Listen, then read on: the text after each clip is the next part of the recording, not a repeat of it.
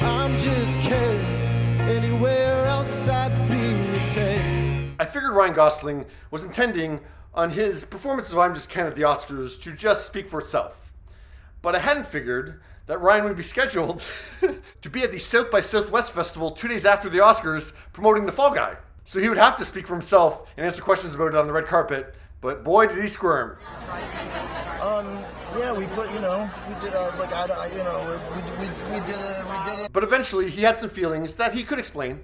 It was, they'd already asked me to come and razzle, so I happened to have a little dazzle on me. Razzle dazzle them. And I thought, I'll throw it in for, on the house. Well, Ryan was just making up answers on the red carpet last night.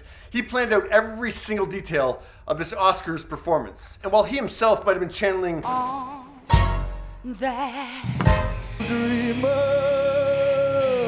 all that Chicago jazz, and let's be clear, that's more Zeta Jones than Gear. For the staging of I'm Just Ken, Ryan preferred Marilyn. And fight for me. no. Yeah, it's not hard to see how the set and wardrobe on that Oscar stage No, no, no, no, no, no, no, no, no. was just like Gentlemen Prefer Blondes from 1953. This was amazing, just the way it all worked out and the way the Academy supported our hopes and dreams for it. What was the preparation and the training and rehearsal process like? It was kind of fast, but we had some time. Ryan was super vague and that answered extra. But choreographer Manny Moore told Variety that Ryan was pretty clear about his overall structure of it. He wanted to start in the audience, come up and see Mark, see Andrew, ignite the candelabras, and then join the 10 dejected Kens on stairs. I pitched that we come out of the audience because I knew I would be too terrified if we came out of the side. I'm not kidding. When Ryan's performance was announced a couple weeks ago, I imagined that Bradley Cooper had given him a motivating pep talk. But then I did notice that the beginning of the I'm Just Ken performance was just like the beginning of the Shallow performance from 2019.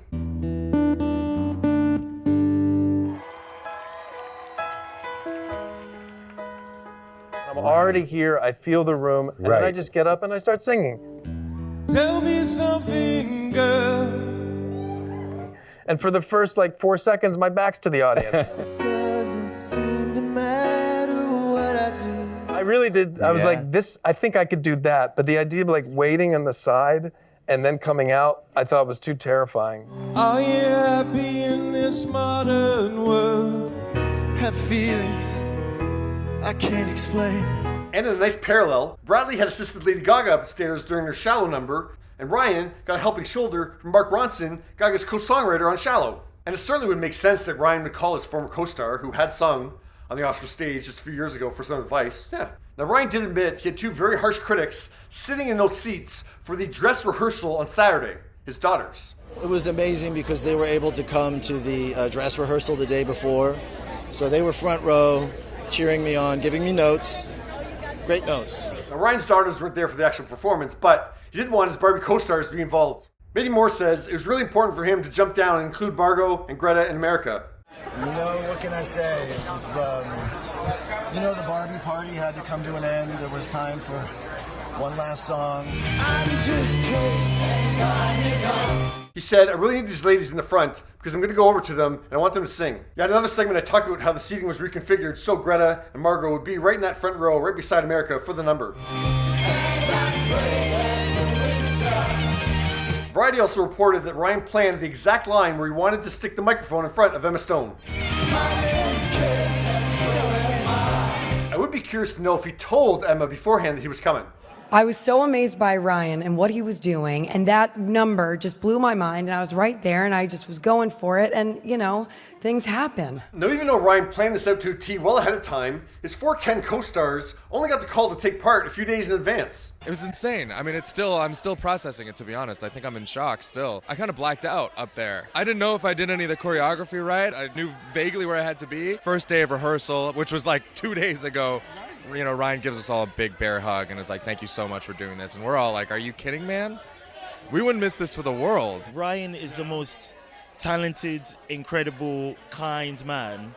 And for him to ask us to share the stage with him was just amazing. It was such an amazing way to celebrate the film. They give it to just, like Slash for showing up and just everybody, all the other Kens. Mandy says right after the performance ended, Ryan just gave her a huge hug, and then he got all serious and asked, were the shots right? Did I do a good job? I'm like, yes, oh my God, are you kidding me? Did you hear those people? They were freaking out. And one of those people freaking out was the Fall Guy co-star, Emily Blunt. Because he's so humble and brushes off any compliments. But I said on the flight over, I said, I just need you to know it was just utterly amazing. Legendary. I mean, it's going to go down. And I said to him yesterday, I said, people are going to talk to you about it. And when you're 90 years old, it just brought the house down. Listen, he's got guts. I was like, I don't know if anyone could have done what he did. I tried to end it on a high note that I could barely hit. Ryan, come on. In that theater and anywhere else, you were 10. What'd you think? I'm so happy everyone had fun.